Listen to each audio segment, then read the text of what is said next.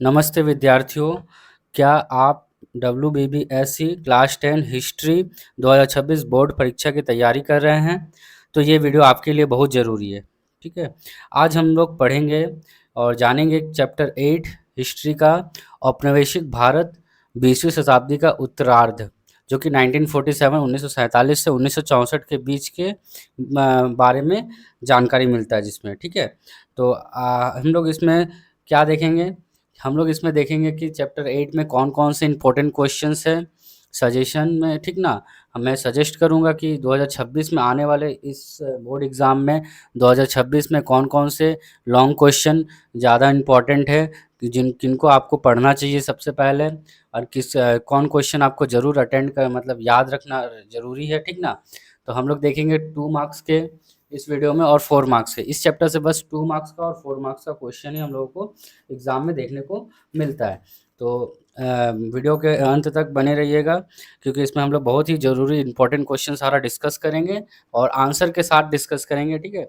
Important question तो मैं बताऊंगा ही सजेशन के तौर पे, बट आने वाले एग्ज़ाम में 100% जो आएंगे ही आएंगे, वो क्वेश्चन को मैं आंसर के साथ डिस्कस भी करूंगा अच्छी तरीके से, ठीक ना? तो वीडियो के अंत तक बने रहिए। तो चलिए हम लोग स्टार्ट करते हैं, ठीक है? तो पहला हम लोग देखते हैं प्रश्न मान 2 का कौन-कौन सा, पहले हम लोग पहले चेक देख लेंगे कि कौन-कौन सा इम्पोर्टेंट है हमारे लिए क्वेश्चंस, फिर इसके बाद हम लोग आंसर को डिस्कस करेंगे, ठीक ना? तो आंसर भी किस तरह से लिखा जाता है एग्ज़ाम में, वो भी बहुत ज़रूरी है, ठीक ना? कि 2 मार्क्स में कितने अच्छे किस तरह से आंसर को लिखा जाता है, 4 मार्क्स में किस तरह का आंसर को लिखा जाता है, 8 मार्क्स के इस चैप्टर से कोई भी क्वेश्चन नहीं है, ठीक ना? और ना ही आते हैं एग्ज़ाम में। तो आप लोगों को एक चीज़ अच्छा है, इस एक चीज़ इसमें अच्छा है कि आप लोग मैं जो बताऊँगा वही क्वेश्चन एग्ज़ाम में आने वाले हैं, ठीक ना? एक चीज़ यही है कि इसमें कॉमन क्वेश्चन ही आते हैं, ज़्यादा हार्ड नहीं आते इसमें क्वेश्चन, ठीक ना? तो जो मैं बोलूँ उसे आप लोग तैयारी कर लीजिए, क्योंकि अब ज़्यादा टाइम नहीं बचा है एग्ज़ाम में, ठीक ना? तो उस हिसाब से मैं यहाँ पे आज आप लोगों को सजेस्ट कर रहा हूँ, ठीक है? तो देखिए प्रश्न मान 2 का यहाँ पर ही प्रश्न मान 2, ठीक है? एक यहाँ पे देखिए पहला क्वेश्चन हम लोग के लिए क्या कौन-कौन सा इम्पोर्टेंट है। तो पहला क्वेश्चन हम लोग का क्वेश्चन नंबर 7, ठीक ना? क्वेश्चन नंबर 7 यहाँ पे मैंने VVI लिखना भूल गया हूँ, ठीक है? तो मैं यहाँ पे बता दे रहा हूँ। इसके पहले हम लोगों ने चैप्टर 7 का देखा था, तो यहाँ पे हम लोग अब चैप्टर 8 का देख रहे हैं। तो चैप्टर 8 में देखिए क्वेश्चन नंबर 7, ठीक है? एक सेकेंड। ठीक है। क्वेश्चन नंबर 7 देखिए मैं सर्कल कर रहा हूँ, ये इम्पोर्टेंट है, ये VVI में आता है, ठीक है? क्वेश्चन नंबर 7 हो गया। फिर उसके बाद क्वेश्चन नंबर आप लोगों का 15 हो जाएगा। क्वेश्चन नंबर 15 ये भी इम्पोर्टेंट है। ये सब आप लोग नोट करके रख लीजिए, ठीक ना? ये सब आप लोगों को पढ़ना है, ठीक है? VVI है ये हमारा, ठीक है? और इसके बाद हम लोग का क्वेश्चन नंबर 15 हो गया। क्वेश्चन नंबर 17 ये माध्यमिक 2020 में भी आया है, तो ये तो बहुत ही इम्पोर्टेंट है, ठीक है? क्वेश्चन नंबर 17 ये भी VVI में है। ये सब एकदम ही छोड़ना नहीं चलेगा एग्ज़ाम में, ठीक है ना? ये सब पहले करना है आप लोगों को। और क्वेश्चन नंबर 23, तो 20, अच्छा ये 20 भी आप लोग 18 भी करना है, ठीक ना? 18 जो माध्यमिक में आया है, ठीक है? क्वेश्चन नंबर 18 ये भी VVI है, ठीक है? और इसके बाद है क्वेश्चन नंबर 20, ये क्वेश्चन नंबर 20 भी वी वी आई है, वेरी वेरी इंपॉर्टेंट है। और उसके बाद है आपका क्वेश्चन नंबर 23, ये भी इम्पोर्टेंट है, उद्वास्तु समस्या क्या है, ठीक ना? इसको शरणार्थी भी बोलते हैं। तो क्वेश्चन नंबर 23 सारा डिस्कस करेंगे हम लोग, ठीक ना? इसी वीडियो में आंसर के साथ। तो क्वेश्चन नंबर 23 अभी पहले आप लोग इम्पोर्टेंट क्वेश्चन नोट कर लीजिए, ये भी VVI है, ठीक है? उसके बाद आप लोगों का 23 के बाद है 26, 26 भी इम्पोर्टेंट है, ये सारा 2 मार्क्स का है, ठीक ना? ये VVI है, ठीक है? उसके बाद 26 का 29 है आपका दर कमीशन, ठीक है? 29 भी इम्पोर्टेंट है, ये भी VVI 29 नंबर, ठीक है? उसके बाद है हम लोग का 30 नंबर क्वेश्चन जो कि माध्यमिक 2019 में आ चुका है। तो ये 30 नंबर भी सर्कल, ये भी वीवीआई है। ये सारा इम्पोर्टेंट क्वेश्चन है जिसे आपको याद करके रेडी रखना है, ठीक ना, लर्न कर लेना है। और क्वेश्चन नंबर 31, ये लास्ट क्वेश्चन है हम लोगों का, ठीक ना, क्वेश्चन नंबर 31, ठीक ना, ये हुआ, ये भी वीवीआई में, ठीक है। देखिए अथवा में भी है, इस टाइप से पूछे या इस टाइप से क्वेश्चन पूछे, दोनों एक ही इसका आंसर होगा, तो दोनों ही अथवा भी याद रखिएगा। देखिए 2 बार आया है एग्जाम में, 2018 में आया है, एक बार 2020 में आया है, ठीक है। तो बहुत इंपॉर्टेंट क्वेश्चन मैंने बताया इस 2026 के लिए, ठीक ना, जो भी बोर्ड एग्ज़ाम देने वाले हैं वेस्ट बंगाल के, ठीक ना। तो अब देखिए ये तो मैंने 2 नंबर का बताया, अब मैं 4 मार्क्स का बता देता हूँ। 4 मार्क्स में देखिए 4 नंबर वाला 4 मार्क्स में आप लोगों का कौन कौन सा क्वेश्चन इंपॉर्टेंट है। पहला क्वेश्चन ही इंपॉर्टेंट है, कश्मीर समस्या का निर्माण कैसे हुआ, ठीक ना, तो ये इंपॉर्टेंट है, ये वीवीआई सारा नोट कर लीजिए अपनी कॉपी में। फिर 2 नंबर इंपॉर्टेंट है, जूनागढ़ रियासत कैसे भारत में शामिल हुआ, ठीक ना, ये भी वीवीआई है। फिर उसके बाद है क्वेश्चन नंबर 3, हैदराबाद रियासत कैसे भारत में शामिल हुआ, ये भी इम्पोर्टेंट है।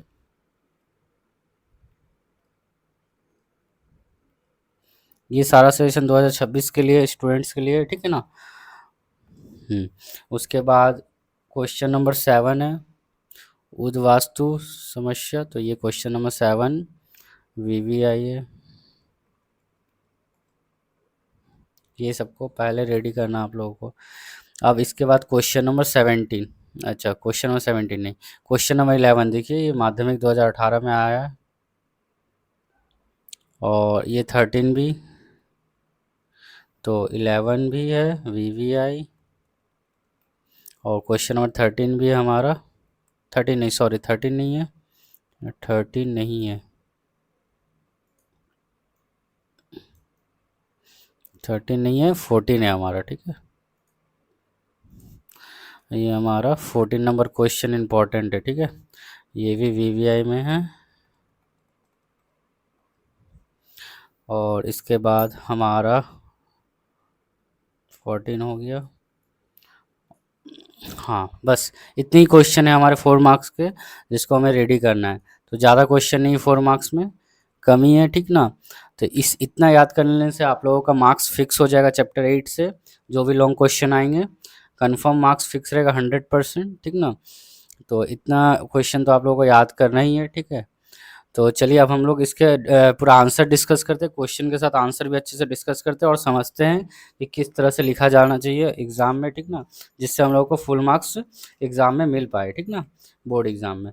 तो चलिए स्टार्ट करते हैं आंसर सारा। तो पहला हम लोग का 2 मार्क्स का जो क्वेश्चन था हम लोगों का क्या था, 7 नंबर था, तो हम लोग 7 नंबर पे चलते हैं, ठीक है। 7 नंबर क्वेश्चन हमारा, ये हो गया भारतीय, ये हो गया हमारा 7 नंबर क्वेश्चन। ये क्या बोल रहा है यहाँ पर, भारतीय, ये हो गया हमारा इंपॉर्टेंट क्वेश्चन, ठीक ना। एक सेकेंड,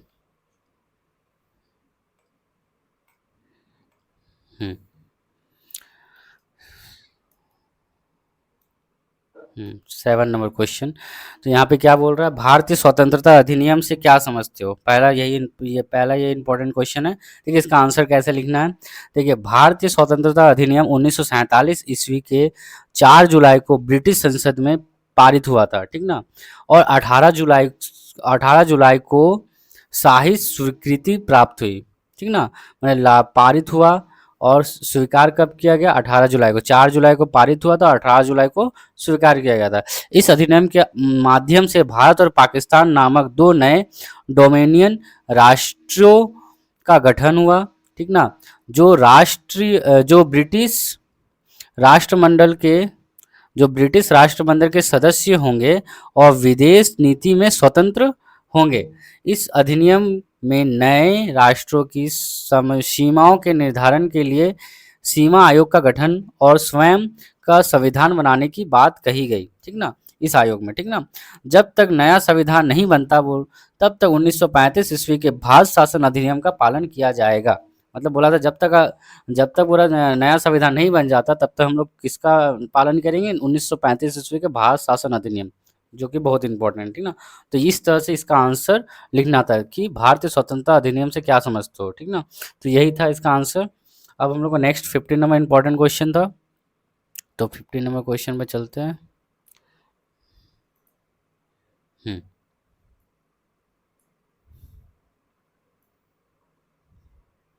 15 था, वेट देख लेता हूँ, नीचे तो नहीं था, ठीक है। 15 नंबर ही था हमारा क्वेश्चन इंपॉर्टेंट, ठीक है।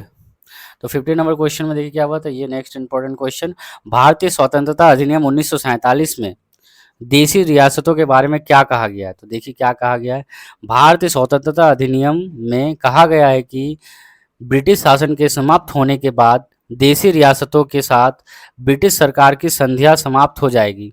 इसके बाद देशी रियासतों के शासन अपनी इच्छा से उन्हें स्वतंत्र रख सकते हैं और या भारत या पाकिस्तान किसी एक राष्ट्र में शामिल हो सकते हैं। तो ये कहा गया था भारतीय स्वतंत्रता अधिनियम में, ठीक ना।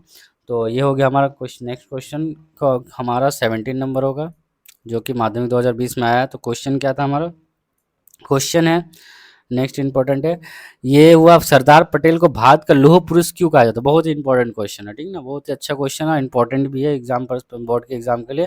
तो इसका आंसर क्या होगा, चलिए देखते हैं क्यों कहा जाता है।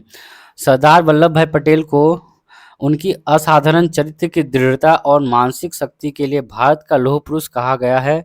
देशी रियासतों के विलय पत्र में उन्होंने लॉर्ड माउंटबेटन और वीपी मेनन की सहायता से कई देशी रियासतों को भारत के साथ जोड़ा। जूनागढ़, हैदराबाद और कश्मीर को भारत के साथ जोड़ने के लिए उन्होंने युद्ध नीति अपनाई। उनके दृढ़ नैतिक और भारत की एकता स्थापित करने में महत्वपूर्ण भूमिका के लिए उन्हें भारत का विस्मारक कहा जाता है या लौह पुरुष, दोनों, कुछ भी पूछा जाए, विस्मारक या लौह पुरुष, दोनों का आंसर यही होगा, भारत का विस्मारक कहा जाता है या लौह पुरुष कहा जाता है, ठीक ना। तो ये हमारा आंसर। नेक्स्ट हमारा 18 नंबर है।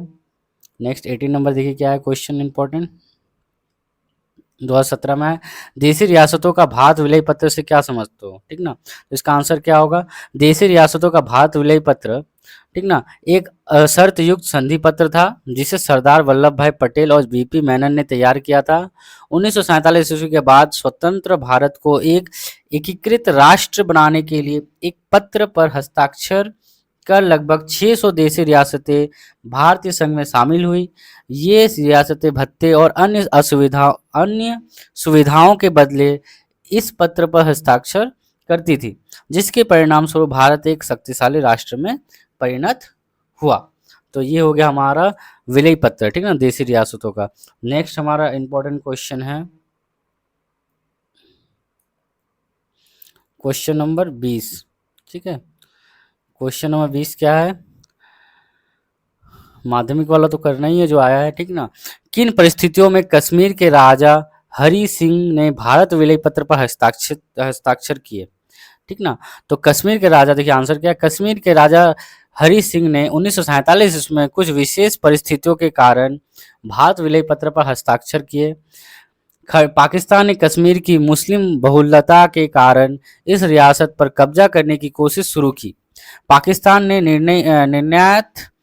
निर्यात बोल रहा है, पाकिस्तान ने निर्यात बंद कर लिया, जिससे कश्मीर वासियों पर आर्थिक दबाव बढ़ा और पाकिस्तान समर्थित पठान कबीलों ने 22 अक्टूबर को श्रीनगर के उपनगरों पर हमला किया, ठीक ना। रियासत की सुरक्षा को लेकर चिंतित होकर हरि सिंह ने भारत सरकार से सहयोग मांगी। भारतीय सहायता की शर्त के रूप में 26 अक्टूबर को भारत विलय पत्र पर हस्ताक्षर किए। तो 26 अक्टूबर को भारत विलय पत्र पर हस्ताक्षर किया गया था, ठीक ना। तो ये हमारा हो गया क्वेश्चन नंबर 20, ये इंपॉर्टेंट है, ठीक ना। नेक्स्ट हमें लोग को देखना, नेक्स्ट इंपॉर्टेंट है हमारा क्वेश्चन नंबर 26। क्वेश्चन नंबर 26 हमारा इंपॉर्टेंट, ठीक ना। तो क्वेश्चन नंबर 26 क्या है, देखिए 1950 ईस्वी में नेहरू लियाकत संधि क्यों हस्ताक्षरित हुई थी। ठीक ना। तो क्यों हुआ था? तो देखिए इसका आंसर क्या है, 1947 में भारत विभाजन के बाद पाकिस्तान से लगभग 1 करोड़ लोग शरणार्थी बनकर भारत आए, जिससे उद्वास्तु, उद्वास्तु मतलब शरणार्थी, उद्वास्तु को हम लोग शरणार्थी भी बोलते हैं, ठीक ना, समस्या उत्पन्न हुई। इस समस्या के समाधान के लिए भारतीय प्रधानमंत्री जवाहरलाल नेहरू और पाकिस्तान प्रधानमंत्री लियाकत अली खान ने 1950 ईस्वी के 8 अप्रैल को नेहरू लियाकत संधि पर हस्ताक्षर किए। संधि के माध्यम से शरणार्थियों को अपने अपने राष्ट्र के प्रति निष्ठा स्वीकार करने के लिए कहा गया और अल्पसंख्यकों की सुरक्षा सुनिश्चित करने के लिए साथ साथ भविष्य में दंगों की रोकथाम की गई। तो ये था हमारा 1950 का ईस्वी में नेहरू लियाकत संधि, ठीक ना। नेक्स्ट हमारा इंपॉर्टेंट क्वेश्चन है क्वेश्चन नंबर 29 29। तो 29 नंबर क्वेश्चन हम लोग देखते हैं। क्या है, दर आयोग जो कि 1948 में हुआ था, ठीक है ना, क्यों गठित किया गया था? तो वह 1948 ईस्वी में भारत के भाषा आधारित प्रांतों के गठन की आवश्यकता और औचित्य निर्धारण के लिए संविधान सभा ने एक भाषा आधारित प्रांत आयोग का गठन किया, जिसे दर आयोग के नाम से जाना जाता है। इस आयोग का नेतृत्व न्यायमूर्ति एस के दर ने किया था। आयोग का मुख्य उद्देश्य यह मूल्यांकन करना था कि एक दूसरे से संबंध भाषा बोलने वाली जनता के लिए अलग अलग प्रांतों का गठन कितना उचित है और इसकी आवश्यकता है या नहीं। देशी रियासतों के भारतीय संघ में शामिल होने के बाद प्रांतों की सीमाएं और क्षेत्रफल बदल गए, जिसके फलस्वरूप भाषा आधारित समस्याओं के समाधान के लिए यह आयोग गठित किया गया था। माने यह आयोग क्यों गठित किया गया था? तो बोला जाए तो भाषा आधारित समस्याओं का समाधान के लिए किया गया था, ठीक ना। तो नेक्स्ट हमारा इंपॉर्टेंट है क्वेश्चन नंबर 30। तो क्वेश्चन नंबर 30 क्वेश्चन क्या है, ठीक ना, पट्टटी श्रीरामालू क्यों स्मरणीय है, ठीक ना। तो पट्टटी श्रीरामालू क्यों स्मरणीय है, ठीक ना। तो पट्टटी श्रीरामालू ने तेलुगु भाषी लोगों के लिए अलग आंध्र प्रदेश के गठन की मांग को लेकर 1952 ईस्वी के 19 अक्टूबर को आमरण अनशन शुरू किया और 58 दिनों के अनशन के बाद 1952 ईस्वी के 15 दिसंबर को उनकी मृत्यु हो गई।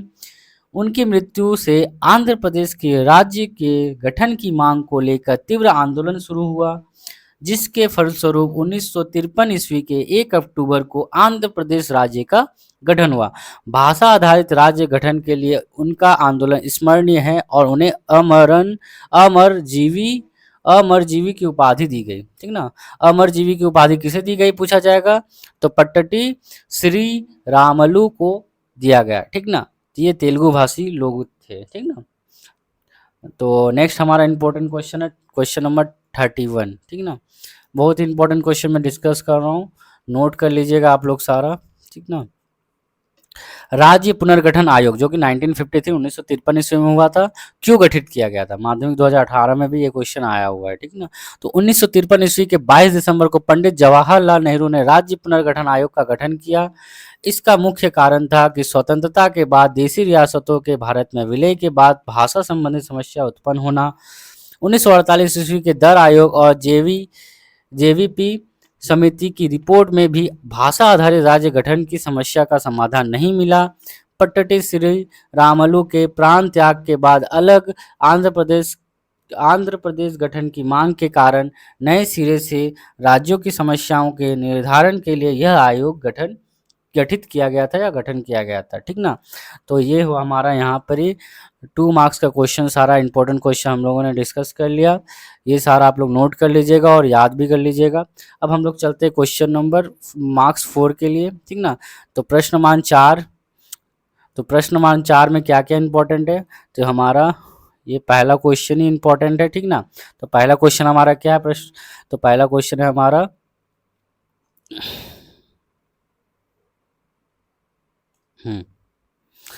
कश्मीर समस्या का निर्माण कैसे हुआ था, ठीक ना। तो परिचय हम लोग थोड़ा दे रहे थे ना, थोड़ा लॉन्ग लिखना पड़ता है, तो अच्छे से हम लोग लिखेंगे किस तरह से लिखना। देखिए 1947 में भारत की स्वतंत्रता प्राप्ति के बाद देशी रियासतों का भारत में विलय एक महत्वपूर्ण और जटिल समस्या बन गया। इन समस्याओं में सबसे कठिन थी कश्मीर का भारत में विलय माने मिलना, ठीक ना। जो आज तक पूरी तरह से हल नहीं हुआ है, ठीक ना, हम लोगों को भी पता है अभी तक, ठीक ना। कश्मीर समस्या की उत्पत्ति स्वतंत्रता के तुरंत बाद कश्मीर के राजा महाराजा हरि सिंह के निर्णय से संबंधित है, ठीक ना। तो अब देखिए क्या है, समस्या कहाँ से शुरुआत है उसके बारे में शुरू करते हैं यहाँ से। पॉइंट वाइज लिखा है मैंने, हमेशा मैंने बोला है कि पॉइंट वाइज ही लिखना है आप लोगों को एग्जाम में भी। तो कश्मीर समस्या की शुरुआत, तो पहला पॉइंट क्या है, महाराजा हरि सिंह का स्वतंत्रता का निर्णय। 1947 में कश्मीर के राजा महाराजा हरि सिंह थे, ठीक ना, कश्मीर के जो महाराजा राजा थे वो हरि सिंह थे। भारत और पाकिस्तान दोनों देशों ने उन्हें अपने देश में शामिल होने के लिए कहा, लेकिन हरि सिंह ने किसी भी देश में शामिल होने से इनकार कर दिया और उन्होंने कश्मीर को स्वतंत्र और स्वायत्त रखने के लिए निर्णय पर अडिग रहे, ठीक ना। दूसरा क्या है पॉइंट, दूसरा पॉइंट है हम लोग का नेशनल कॉन्फ्रेंस और शेख अब्दुल्ला का आंदोलन। तो कश्मीर की प्रमुख राजनीतिक पार्टी नेशनल कॉन्फ्रेंस के नेता शेख अब्दुल्ला ने कश्मीर के भारत में विलय के लिए आंदोलन शुरू किया। उन्होंने भारत के प्रति समर्थन जताते हुए कश्मीर को भारत के साथ जोड़ने की कोशिश की, ठीक ना। दूसरा पॉइंट ये है, कम से कम 4 पॉइंट लिखना हम लोगों को, ठीक ना, 4 मार्क्स का है। तो तीसरा पॉइंट क्या है, तीसरा पॉइंट पाकिस्तान समर्थित हमलावर बलों का आक्रमण। तो 1947 के 22 अक्टूबर को पाकिस्तान से समर्थित हमलावर बलों ने कश्मीर में प्रवेश किया। उन्होंने हत्या, लूट, अत्याचार शुरू किया और व्यापक हिंसा गतिविधियों गतिविधियां शुरू की। इस स्थिति में महाराजा हरि सिंह ने 24 अक्टूबर को भारत से सैन्य सहायता मांगी। नेक्स्ट क्या है पॉइंट, 4 नंबर पॉइंट, भारत विलय पत्र का हस्ताक्षर पर हस्ताक्षर क्या था। भारत सरकार ने कहा कि केवल तभी सैन्य सहायता दी जाएगी यदि महाराजा भारत विलय पत्र पर हस्ताक्षर करे। 26 अक्टूबर को महाराजा हरि सिंह ने भारत विलय पत्र पर हस्ताक्षर किए और कश्मीर की लोकप्रिय राजनीतिक पार्टी नेशनल कॉन्फ्रेंस ने इसका समर्थन किया। तो ये हमारा हो गया चौथा पॉइंट। देखिए इसमें मैंने 8 पॉइंट दिया, लेकिन कम से कम आप लोग को 4 ही पॉइंट लिखना है, ठीक ना। ये थोड़ा मैंने एक्स्ट्रा लिख दिया क्योंकि, ठीक ना। तो भारतीय सेना, देखो 5वां पॉइंट क्या है, भारतीय सेना का कश्मीर में प्रवेश।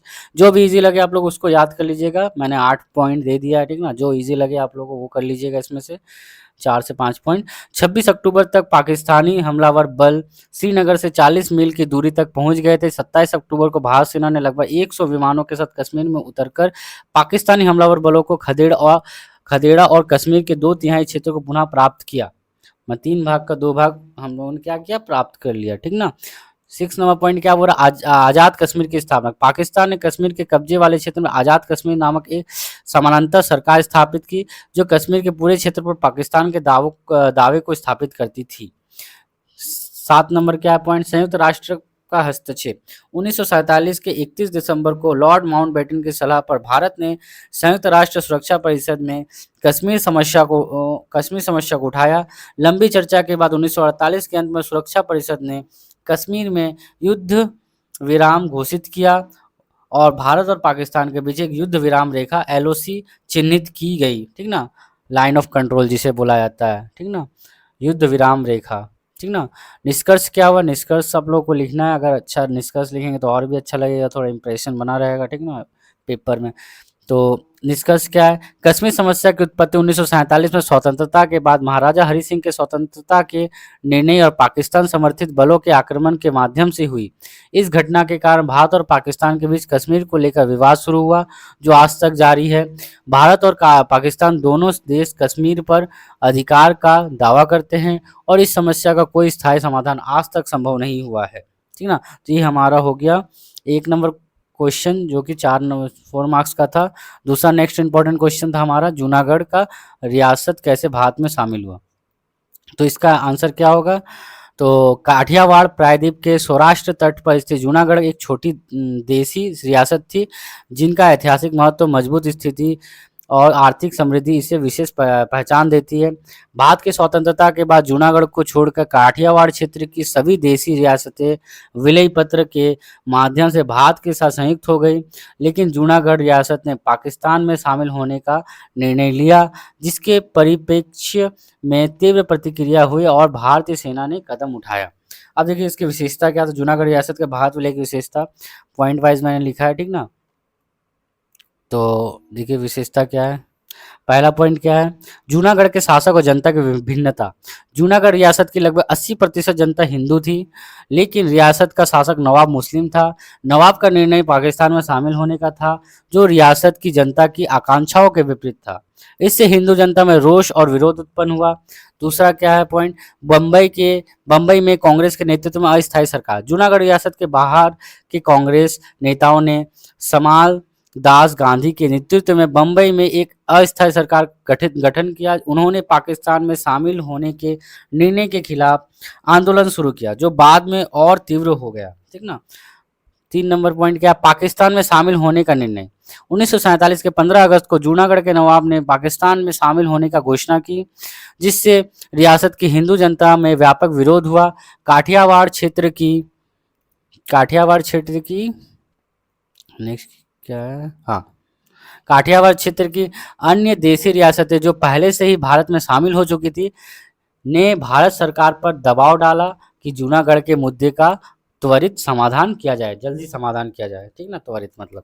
4 नंबर क्या है बोल रहा है पॉइंट, भारतीय सेना का हस्तक्षेप। सरदार पटेल के निर्देश पर भारतीय सेना ने जूनागढ़ में प्रवेश किया और नवाब पाकिस्तान भाग गए। रियासत की सैन्य शक्ति कमजोर होने के बाद पाकिस्तान से सहायता मांगने पर भी उसे प्राप्त नहीं हुई, जिसके फलस्वरूप जूनागढ़ रियासत का पतन हुआ। नेक्स्ट 5 नंबर पॉइंट क्या, 4 से 5 पॉइंट लिखना है आप लोगों को एग्जाम में भी। ठीक ना। जनमत संग्रह के माध्यम से संयुक्त। 1948 के 20 फरवरी को जूनागढ़ में जनमत संग्रह आयोजित हुआ।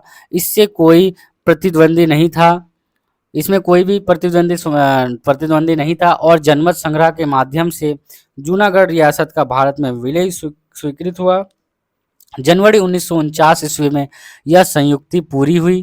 ठीक ना। निष्कर्ष क्या निकला, निष्कर्ष जूनागढ़ रियासत का भारत में विलय एक ऐतिहासिक प्रक्रिया थी, जिसमें सरदार पटेल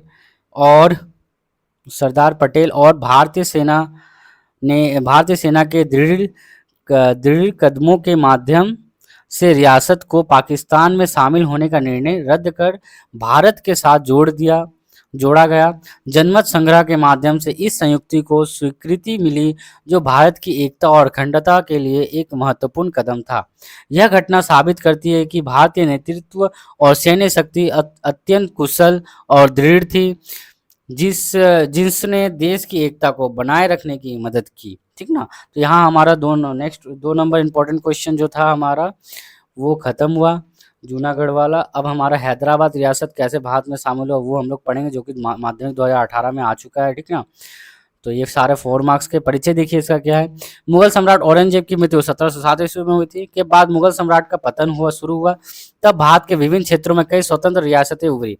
इन स्वतंत्र रियासतों में से एक महत्वपूर्ण रियासतें थी दक्षिण भारत की हैदराबाद रियासत की स्थापना 1724 ईस्वी में हुई, जब दिल्ली के मुगल दरबार के तुरानी समूह के नेता मीर करमुद्दीन खिलजी खां ने वजीर या प्रधानमंत्री का पद छोड़कर दक्षिण भारत में स्वतंत्र हैदराबाद रियासत की स्थापना की। अब देखिए इसका विशेषता क्या था, इसका विशेषता था हैदराबाद रियासत के भारत विलय की विशेषता। ठीक ना। तो 1 नंबर क्या है, निजाम की स्थापना। मुगल दरबार के प्रधानमंत्री का पद छोड़कर मीर करमुद्दीन खिलजी खां ने 1724 ईस्वी में हैदराबाद रियासत की स्थापना की। वे निजाम उल मुल्क के नाम से प्रसिद्ध हुए। दक्षिण भारत के कई मुगल शासित प्रांतों को मिलाकर एक स्वतंत्र रियासत की स्थापना की। दूसरा, खेड़ा का युद्ध, जो कि 1724, ये पूछा भी जाता है शॉर्ट क्वेश्चन में, खेड़ा का युद्ध कब हुआ, तो 1724 ईस्वी में हुआ था। ठीक ना। तो दिल्ली के मुगल सम्राट मोहम्मद शाह के आदेश पर मुवारिज खान ने हैदराबाद के शासक निजाम के खिलाफ युद्ध शुरू किया, लेकिन खेड़ा के युद्ध में मुगल सेना पराजित हुई और मुवारिज मारा गया। इस युद्ध में मुगल सेना हैदराबाद की शक्ति के सामने हार गई। तीसरा पॉइंट क्या है, दिल्ली की स्वीकृति क्या है, खेड़ा युद्ध के बाद मुगल सम्राट मोहम्मद शाह ने निजाम को हैदराबाद का शासक मान्यता दी और उन्हें आसफ जह की उपाधि प्रदान की। इसके बाद वे निजाम व्यवहारिक रूप से स्वतंत्र रूप से शासन करने लगे और उनकी रियासत मुगल शासन के अधीन में नहीं रही। नेक्स्ट पॉइंट क्या है, नेक्स्ट पॉइंट है 4 नंबर, स्वतंत्रता के प्रति निष्ठा। तो ब्रिटिश शासनकाल में हैदराबाद ने ब्रिटिशों के प्रति निष्ठा दिखाकर अपनी स्वतंत्रता को बनाए रखा। इस समय हैदराबाद रियासत आर्थिक और सैन्य शक्ति के दृष्टिकोण से महत्वपूर्ण बन गई। 5 नंबर पॉइंट क्या, भारत विलय। भारत की स्वतंत्रता प्राप्ति के बाद 1947 में हैदराबाद भारत की सबसे बड़ी देशी रियासत थी। 1948 में भारत की स्वतंत्रता के बाद के समय में हैदराबाद रियासत भारत संघ के साथ शामिल हो गई। सरदार पटेल ने नेतृत्व में भारतीय सेना ने हैदराबाद में प्रवेश किया और एक सप्ताह के भीतर रियासत भारत के साथ संयुक्त हो गए। यहाँ हमारा 5 पॉइंट खत्म हुआ। आप लोगों को 4 से 5 पॉइंट लिखना है। निष्कर्ष क्या है, हैदराबाद रियासत का भारत में विलय एक ऐतिहासिक प्रक्रिया थी जिसमें सरदार पटेल और भारतीय सेना के दृढ़ कदमों के माध्यम से हैदराबाद रियासत भारत का हिस्सा बनी। मुगल शासन ने स्वतंत्र होने के बाद निजाम द्वारा रियासत का संचालन किया, लेकिन 1948 में भारत की स्वतंत्रता के बाद की स्थिति और भारत के प्रति निष्ठा के कारण रियासत भारत के साथ एकीकृत हुई। यह संयुक्त भारत की एकता और अखंडता के लिए महत्वपूर्ण कदम थी।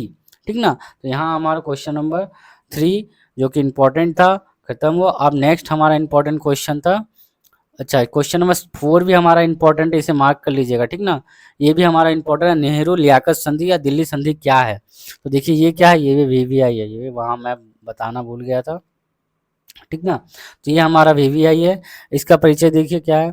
1947 में भारत विभाजन के फलस्वरूप पाकिस्तान से लगभग 1 करोड़ लोग उद्वास्तु माने शरणार्थी, जिसको शरणार्थी भी बोलते हैं हम लोग, ठीक ना, बनकर भारत में आश्रय लेने आए। नव स्वतंत्र भारत को कई समस्याओं का सामना करना पड़ा, ठीक ना, जिनमें एक प्रमुख थी उद्वास्तु समस्या। उद्वास्तुओं के पुनर्वास और उनकी समस्याओं के समाधान के लिए भारत और पाकिस्तान के बीच चर्चा शुरू हुई, जिसके परिणाम स्वरूप 1950 ईस्वी में नेहरू लियाकत संधि या दिल्ली संधि पर हस्ताक्षर किए गए। देखिए नेक्स्ट है हमारा, संधि के मुख्य सामग्री क्या थी? तो पहला पॉइंट क्या है, अल्पसंख्यकों की निष्ठा। संधि के अनुसार भारत और पाकिस्तान के अल्पसंख्यकों को अपने अपने राष्ट्र के प्रति निष्ठा स्वीकार करनी होगी और वे उसी राष्ट्र से अपनी समस्याओं का समाधान मांगेंगे। दूसरा, उद्वास्तुओं की सहायता। पूर्वी बंगाल, पश्चिमी बंगाल और असम में यदि कोई व्यक्ति दूसरे देश में शरणार्थी बनना चाहे तो उसे सहायता दी जाएगी। चौथा पॉइंट का, समिति का गठन। भारत और पाकिस्तान दोनों देशों में उद्वास्तु समस्या के कारणों और उद्वास्तुओं की संख्या निर्धारण के लिए अनुसंधान समिति और अल्पसंख्यक आयोग का गठन किया जाएगा। चौथा पॉइंट है, अल्पसंख्यक प्रतिनिधित्व। पूर्वी बंगाल और पश्चिमी बंगाल की मंत्रिपरिषद में अल्पसंख्यकों का प्रतिनिधित्व रखना होगा। तो यहाँ पर हमारा क्वेश्चन नंबर चौथा जो कि वीवीआई था हमारे लिए, वो भी कंप्लीट हुआ। ठीक है, तो हम लोग देखेंगे अब नेक्स्ट क्वेश्चन पे।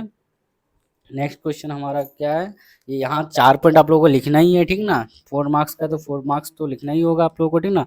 अब देखिए नेक्स्ट, ये तीनों पॉइंट आप लिख भी सकते, नहीं भी लिख सकते, ठीक ना, कि क्या प्रतिक्रिया हुआ। तो हम लोग पढ़ लेते हैं प्रतिक्रिया क्या हुआ यहाँ पे, ठीक ना। तो इस संधि में प्रतिक्रिया है, परिणाम है, निष्कर्ष है। तो ये आप लिख सकते, नहीं भी लिख सकते, ठीक है। लिखेंगे तो इंप्रेशन अच्छा बना रहेगा बोर्ड में, ठीक ना, पेपर पे। तो प्रतिक्रिया क्या, इस संधि से कई लोगों में निराशा उत्पन्न हुई, विशेष रूप से डॉक्टर श्यामा प्रसाद मुखर्जी और डॉक्टर क्षितिज चंद्र नियोगी इस संधि से असंतुष्ट थे। उनका मानना था कि यह संधि पर्याप्त कठोर नहीं है और इसके माध्यम से उद्वास्तु समस्या का सुचारू समाधान संभव नहीं होगा।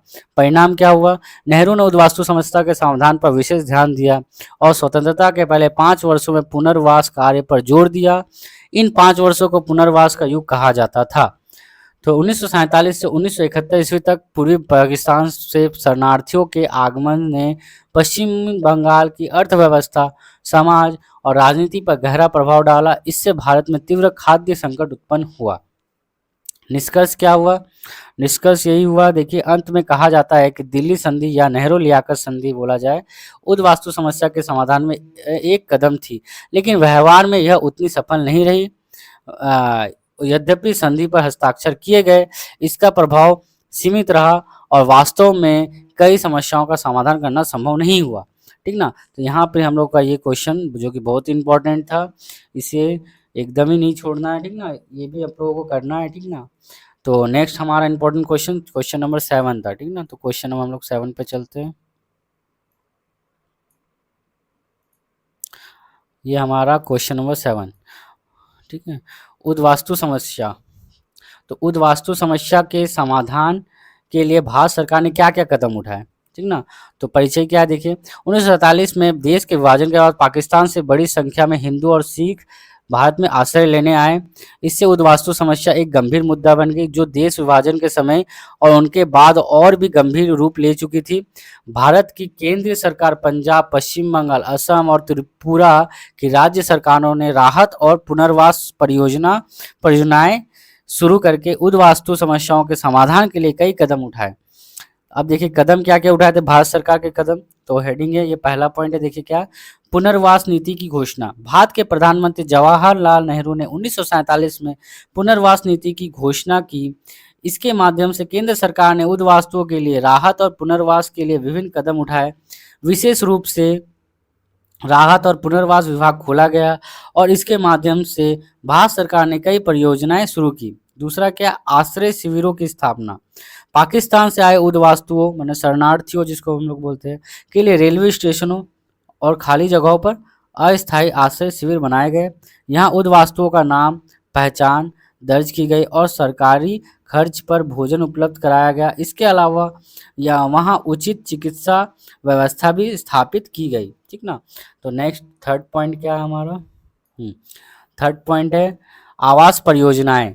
पंजीकृत उद्वास्तुओं के लिए सरकारी जमीन पर आवास निर्माण की पहल की गई। उदाहरण के लिए फरीदाबाद, कल्याणी, दुर्गापुर, अशोकनगर, संतोषपुर आदि शहर बनाए गए। निजी पहल पर भी घर निर्माण के लिए सरकारी ऋण वित्तीय सहायता प्रदान की गई। इंडियन कोऑपरेशन यूनियन ने आवास परियोजनाएं शुरू की। चौथा पॉइंट क्या है, रोजगार व्यवस्था। मैंने शरणार्थियों मैंने उद्वास्तुओं के लिए रोजगार के अवसर प्रदान करने हेतु विभिन्न पहल की गई। जो लोग तकनीकी श्रमिक थे उन्हें औद्योगिक कारखानों में नियुक्त किया गया और एक छोटे और कुटीर उद्योग स्थापित किए गए। जो लोग शिक्षित थे उन्हें सरकारी नौकरियों में नियुक्ति की व्यवस्था की गई। इसके अलावा औद्योगिकी और तकनीकी शिक्षा के लिए सायंकालीन पाठ्यक्रम शुरू किए गए। पांचवा पॉइंट क्या है, नागरिकता और राशन व्यवस्था। पंजीकृत उद्वास्तुओं को भारतीय नागरिकता प्रदान की गई और उनके लिए राशन कार्ड की व्यवस्था की गई ताकि वे अपनी दैनिक आवश्यकताओं के लिए भोजन और अन्य सामग्री प्राप्त कर सके। नेक्स्ट 6 नंबर पॉइंट क्या है, तो ये 4 से 5 पॉइंट आप लोगों को लिखना है, ज़्यादा नहीं लिखना है, ठीक ना। ये मैं एक्स्ट्रा दे दिया हूँ, जो इजी लगे आप लोग वो पॉइंट कर लीजिएगा। 6 नंबर क्या, इंटर डोमिनियन सम्मेलन और दिल्ली समझौता। 1948 में भारत पाकिस्तान के बीच सरकारी स्तर पर इंटर डोमिनियन सम्मेलन आयोजित हुआ।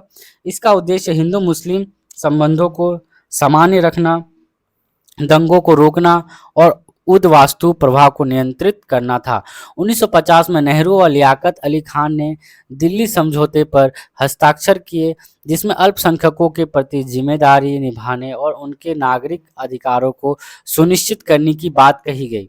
निष्कर्ष क्या निकला, भारत की स्वतंत्रता के बाद उद्वास्तु समस्या एक बड़ी चुनौती बन गई, जिसका समाधान आर्थिक सीमाओं के कारण धीमी गति से हुई, ठीक ना।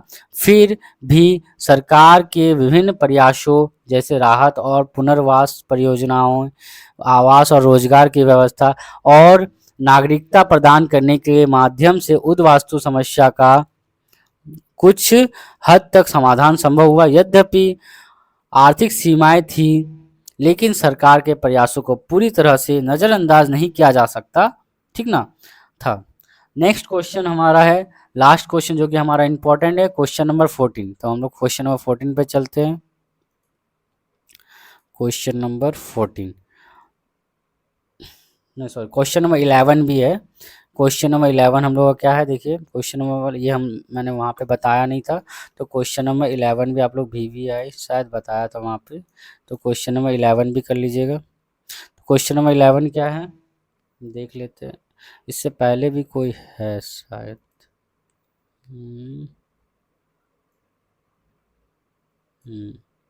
नहीं इससे पहले तो नहीं है, ठीक है। क्वेश्चन नंबर 11 है, नेक्स्ट इंपॉर्टेंट क्वेश्चन हमारा क्वेश्चन नंबर 11 है। तो क्वेश्चन नंबर 11 देख लेते हैं क्या है, संक्षिप्त टिप्पणी लिखे, ठीक ना। टिप्पणी लिखना है किसमें, देश विभाजन 1947 के कारण उत्पन्न उद्वास्तु समस्या, ठीक ना। तो क्या हुआ देश विभाजन के कारण, ठीक ना। तो देखिए परिचय, 15 अगस्त 1947 को भारत की स्वतंत्रता के बाद देश विभाजन के परिणाम स्वरूप उद्वास्तु समस्या ने तीव्र रूप लिया। विभाजन के समय पंजाब और बंगाल के धार्मिक आधार पर बंटवारे के कारण मुस्लिम बहुल क्षेत्र पाकिस्तान में चले गए और हिंदू व सिख अल्पसंख्यक बन गए, जिसके परिणाम स्वरूप व्यापक उद्वास्तु समस्या उत्पन्न हुई। तो क्या क्या समस्या उत्पन्न हुई और प्रकृति क्या था, कारण क्या था, देखिए यहाँ पर दिया हुआ है पॉइंट वाइज, ठीक ना। तो यहाँ पे पहला पॉइंट है देशी विभाजन और धार्मिक बंटवारा। 1947 में देश विभाजन के समय पंजाब और बंगाल को धार्मिक आधार पर विभाजित किया गया, जिसके कारण पश्चिमी पंजाब और पूर्वी बंगाल पाकिस्तान में चले गए और इन क्षेत्रों में हिंदू व सिख अल्पसंख्यक बन गए। इसके अलावा सिंध प्रांत के हिंदू भी पाकिस्तान में अल्पसंख्यक बन गए।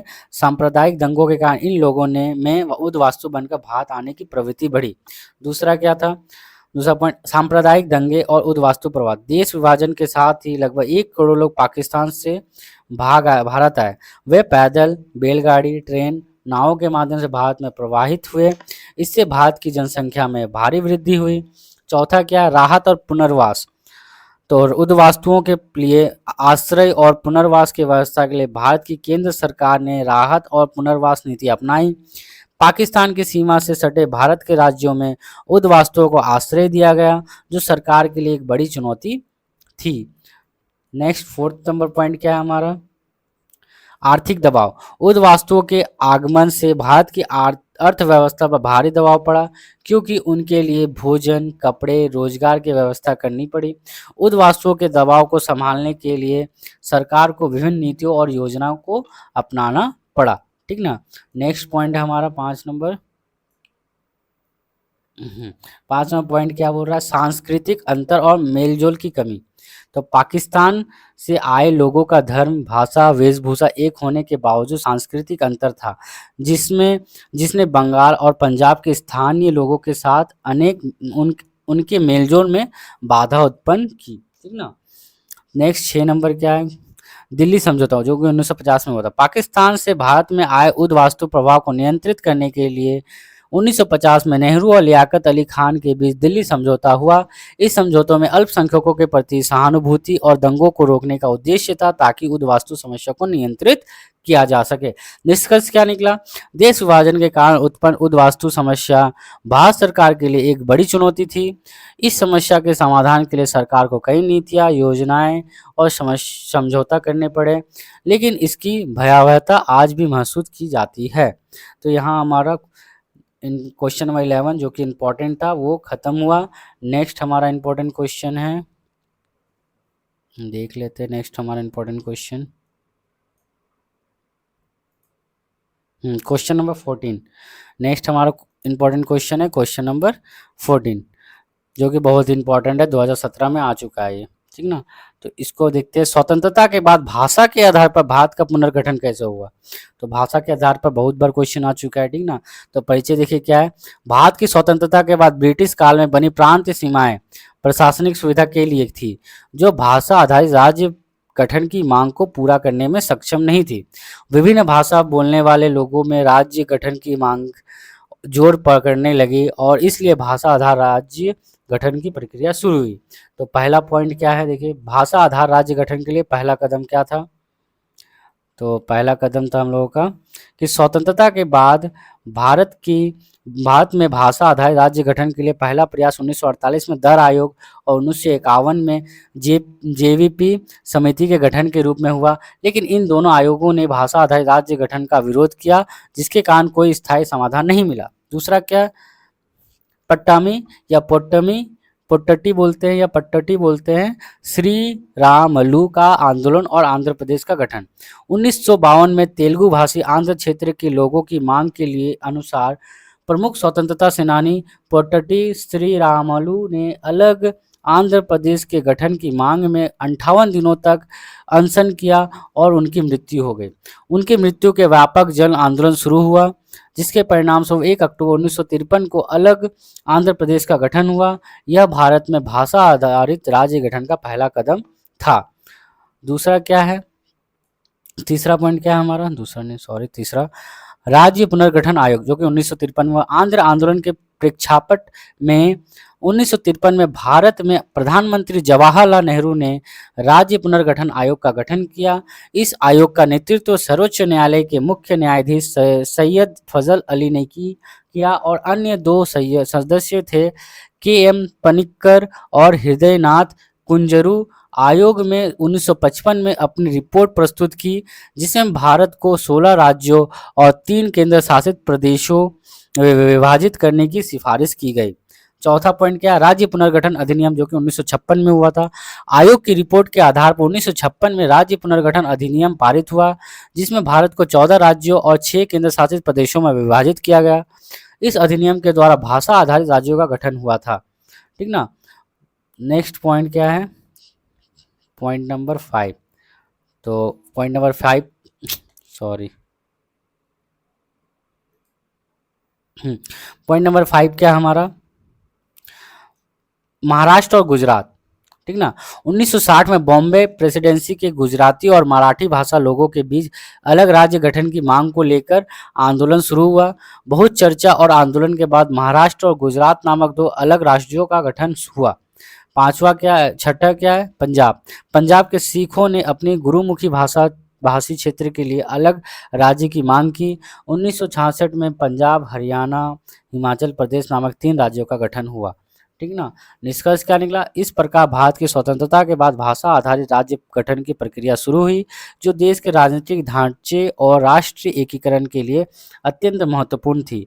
राज्य पुनर्गठन अधिनियम और विभिन्न आंदोलनों के माध्यम से भारतीय जनता की भाषा और सांस्कृतिक विरासत को महत्व दिया गया और नए राज्यों का गठन हुआ, जिसने भारत की एकता और सहमति को मजबूत किया। तो यहाँ हमारा सारा इंपॉर्टेंट क्वेश्चन खत्म हो गया। ठीक ना। और हमारा इंपॉर्टेंट क्वेश्चन नहीं, एक और है हमारा इंपॉर्टेंट क्वेश्चन नंबर 17, जो कि 2019 में आया था। ठीक ना। Question number 17। तो क्वेश्चन नंबर 17 क्या है, भारत सरकार ने देशी रियासतों को भारतीय संघ में शामिल करने के प्रश्नों को कैसे हल किया। तो ये हो गया परिचय। देखिए इसका क्या है, भारत के स्वतंत्रता के बाद 1947 में देश ब्रिटिश शासन में से मुक्त हुआ, लेकिन इसमें लगभग 600 देशी रियासत थी जो स्वतंत्र रूप से शामिल थी। मंत्री मिशन के प्रस्ताव में कहा गया था कि देशी रियासत एकजुट होकर एक संघ में शामिल हो सकती है, लेकिन यह उनके स्वैच्छिक निर्णय पर निर्भर है, उन्हें खुद पर निर्भर है, उनकी इच्छा के अनुसार। स्वैच्छिक मतलब यदि रियासतें स्वतंत्र बनाए रखना चाहती है, जिसके कारण देशी रियासतों के भारत में विलय को लेकर समस्या उत्पन्न हुई। इस समस्या के समाधान के लिए भारत सरकार ने कई कूटनीतिक, सैन्य और राजनीतिक कदम उठाए। तो वो कदम क्या क्या थे, देखिए भारत सरकार के कदम। पहला पॉइंट, इंस्ट्रूमेंट ऑफ एक्सेशन। ठीक ना, मतलब विलय पत्र जिसको बोलते हैं हम लोग। ठीक ना। तो सरदार पटेल और वीपी मेनन के नेतृत्व में देशी रियासतें के शासकों के साथ इंस्ट्रूमेंट ऑफ एक्सेशन नामक एक समझौता हस्ताक्षरित किया गया। यह समझौता रियासतों को भारत में शामिल होने के लिए बाध्य करता था। देश की एकता बनाए रखने के लिए यह अत्यंत महत्वपूर्ण था। दूसरा पॉइंट क्या है, दूसरा पॉइंट है कि राजनीतिक कूटनीति और पुरस्कार। सरदार पटेल ने रियासतों के शासकों के खिताब और अन्य पुरस्कारों की घोषणा की। इसके माध्यम से उन्होंने रियासतों को भारत में शामिल होने के लिए प्रेरित किया। इस कदम से कई रियासतें स्वेच्छा से भारत में शामिल हुई। तीसरा पॉइंट क्या है, सैन्य हस्तक्षेप, युद्ध नीति। कुछ रियासतें जैसे जूनागढ़, हैदराबाद, कश्मीर भारतीय संघ में शामिल होने से इनकार करती थी। इसके परिणाम स्वरूप भारतीय सेना ने सीधे हस्तक्षेप किया। तो कैसे, उसका भी कुछ पॉइंट है, देख लिया। जूनागढ़ का क्या था, जूनागढ़ के नवाब ने पाकिस्तान में शामिल होने का निर्णय लिया। भारतीय सेना ने वहां प्रवेश किया और 20 जनवरी 1948 को जनमत संग्रह के माध्यम से रियासत भारत के साथ जुड़ी। दूसरा क्या, हैदराबाद। हैदराबाद ने स्वतंत्रता के लिए संघर्ष शुरू किया, लेकिन भारतीय सेना ने 18 सितंबर 1948 को हैदराबाद में प्रवेश किया और बाद में जनमत संग्रह के माध्यम से रियासत भारतीय संघ में शामिल हुई। तीसरा क्या, कश्मीर। तो कश्मीर का क्या है? कश्मीर का है, कश्मीर के राजा हरि सिंह ने पाकिस्तानी हमलावरों के आक्रमण शुरू होने पर भारत से सहायता मांगी। भारत ने सहायता भेजी और बदले में कश्मीर भारत के साथ जुड़ा। चौथा पॉइंट क्या है हमारा? चौथा पॉइंट है विशेष समझौते और सैन्य अभियान। तो विशेष समझौते और सैन्य अभियान, तो फ्रांसीसी और पुर्तगाली उपनिवेशों को भारत के साथ जोड़ने के लिए समझौते और सैन्य अभियान चलाए गए। 1954 में फ्रांसीसी उपनिवेश भारत के साथ जुड़े और 1961 में सैन्य अभियान चलाकर पुर्तगाली उपनिवेशों पर कब्जा किया गया। पांचवा पॉइंट क्या है? जनमत संग्रह और लोकमत। तो कुछ देशी रियासतें जैसे जूनागढ़, हैदराबाद और कश्मीर अपनी जनता की राय के आधार पर भारत में शामिल हुई। जनमत संग्रह के माध्यम से ये रियासतें भारत के साथ जुड़ी। निष्कर्ष क्या निकला? भारत सरकार ने देशी रियासतों को एकीकृत करने के लिए कई कदम उठाए, जिनमें कूटनीति, सैन्य हस्तक्षेप और विशेष समझौते शामिल थे। सरदार पटेल और वीपी मेनन के नेतृत्व में देश एक मजबूत संघ में परिवर्तित हुआ, जिसने भारत की एकता और सुरक्षा को सुनिश्चित किया। ठीक ना? तो यहाँ पर हमारा सारा इम्पोर्टेंट क्वेश्चन लगभग खत्म हो गया 4 मार्क्स का। ठीक है, यहाँ पे हमारा चैप्टर खत्म हो गया सजेशन। तो मैंने आज जो जो इस वीडियो में वीवीआई क्वेश्चन मैंने बताया है वो सारा आप लोग कर लीजिएगा, सारा ही इम्पोर्टेंट है, नोट कर लीजिएगा अच्छे से वीडियो पॉज करके। ठीक ना? तो और ऐसे इसी तरह मैं नेक्स्ट चैप्टर का भी हिस्ट्री का सजेशन लाता रहूँगा। ठीक ना? Series wise. तो उसके लिए आप लोगों को मेरे चैनल को सब्सक्राइब करना पड़ेगा। ठीक ना? तो सब्सक्राइब करिए मेरे चैनल को और बेल आइकन को भी प्रेस कर दीजिए, जिससे मेरा नोटिफिकेशन आप लोगों को पहुंचता रहे। ठीक ना? तो तब तक के लिए टाटा, बाय बाय।